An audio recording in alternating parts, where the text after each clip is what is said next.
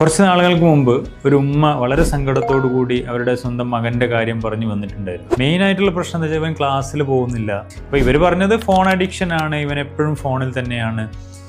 മാത്രമല്ല വീട്ടിലോട്ടൊരാൾ വന്നു കഴിഞ്ഞാലൊന്നും പുറത്തിറങ്ങി സംസാരിക്കുക, അവരോടൊന്നും സംസാരിച്ചിരിക്കുകയൊന്നും ചെയ്യില്ല. കല്യാണം അങ്ങനത്തെ പരിപാടി, കുടിരിക്കൽ അങ്ങനത്തെ പരിപാടികളൊന്നും അറ്റൻഡ് ചെയ്യില്ല. ഫ്രണ്ട്സിൻ്റെ കൂടെ അധികം പോയിരിക്കില്ല.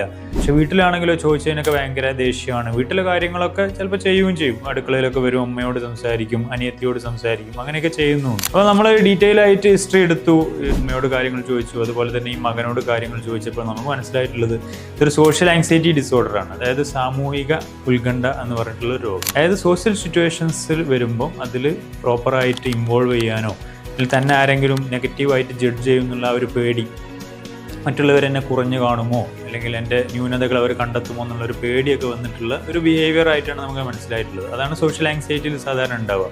സാധാരണ ഇതൊരു 10ാം ക്ലാസ് +2 വരെ ഈ കുട്ടിക്ക് പ്രശ്നമൊന്നും ഉണ്ടായിട്ടില്ല. കുട്ടി നല്ല രീതിയിൽ സോഷ്യലി നല്ല ഇൻവോൾവ് ആയിരുന്നു, കാര്യങ്ങളൊക്കെ ചെയ്തിരുന്നു. കോളേജ് പഠിക്കാൻ തുടങ്ങിയപ്പോൾ ആണ് ഇവന് ഇത് തുടങ്ങിയിട്ടുള്ളത്. അപ്പോൾ ഒരു ആങ്സൈറ്റി ഡിസോർഡർ പോലെ തന്നെയാണ് ഇത് വന്നിട്ടുള്ളത്. നമ്മൾ എന്താ വെച്ചാൽ ഈ കുട്ടിക്ക് വേണ്ടിയിട്ട് നമ്മൾ തെറാപ്പി കൊടുത്തു, അതുകൊണ്ട് തന്നെ മരുന്നും കൊടുക്കേണ്ടി വന്നു. കാരണം ചില സെറട്ടോണിൻ്റെ ഡെഫിഷ്യൻസിക്ക് കാരണമാണ് ഈ സോഷ്യൽ ആങ്സൈറ്റി വരുന്നത്. അപ്പോൾ നല്ല രീതിയിൽ മാറ്റം വരികയും പിന്നീട് അവന് കൂട്ടുകാരെ കൂടെ സംസാരിക്കാൻ തുടങ്ങി, ക്ലാസ്സുകൾ അറ്റൻഡ് ചെയ്യാൻ തുടങ്ങി. ആ ഒരു ആങ്സൈറ്റി എലമെൻറ്റ് പോയി. ആളുകൾ എന്നെ നെഗറ്റീവായിട്ട് ജഡ്ജ് ചെയ്യുമോ എന്നുള്ള പേടി, ആ ഒരു ഭയം പോയി. അവൻ നല്ല ഫുട്ബോൾ കളിക്കുന്ന പയ്യനായിരുന്നു. പണ്ട് കാലത്ത് കളി നിർത്തിവെച്ച കളി വീണ്ടും റീസ്റ്റാർട്ട് ചെയ്തു.